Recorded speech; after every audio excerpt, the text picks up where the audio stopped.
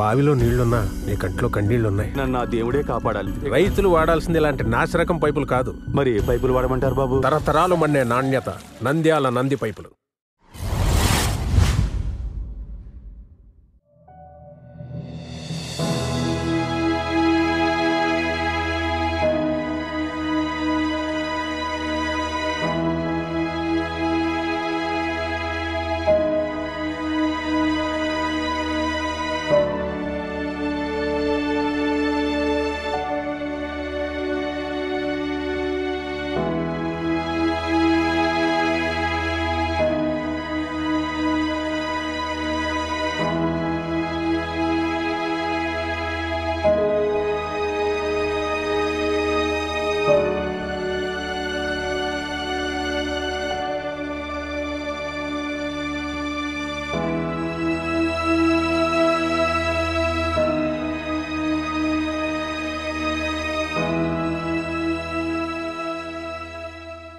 రాత్రి ఒక చిన్న పాప 9 సంవత్సరాలు 5వ తరగతి చదువుతున్న పాప మిస్ అయింది అన్న విషయం మనకి పోలీసుల ద్వారా 7వ తారీఖు రాత్రి మనకి తెలిసింది. తర్వాత మనము ఇన్వెస్టిగేషన్ ప్రారంభించినప్పటి నుంచి సస్పెక్టెడ్ 3 పిల్లలు ఉన్నారు. వాళ్ళు కూడా ఒకరు 6వ తరగతి చదువుతున్నారు, ఇద్దరు 10వ తరగతి చదువుతూ ఉన్నారు.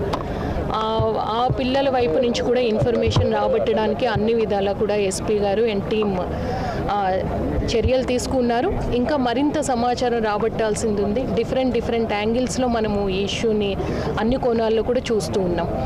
వాళ్ళు చెప్పిన సమాచారం బట్టి మనము 8వ తారీఖు నుంచి కూడా గాలింపు చర్యలు చేపట్టాము. ఈ లొకేషన్లో వాళ్ళు ఆ పాప బాడీని వేసి ఉంటారు అన్న సమాచారం. అది ఎంతవరకు కరెక్టు అన్నది కూడా ఇంకా పూర్తిగా నిర్ధారించాలి.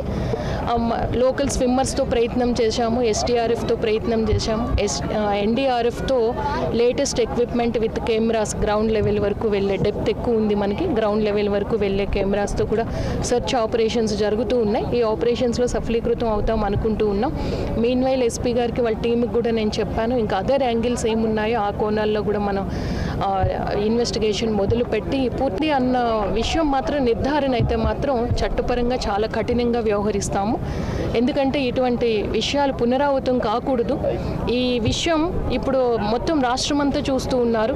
ఈ విషయం తల్లిదండ్రులు కూడా ఒక గుణపాఠం కావాలి.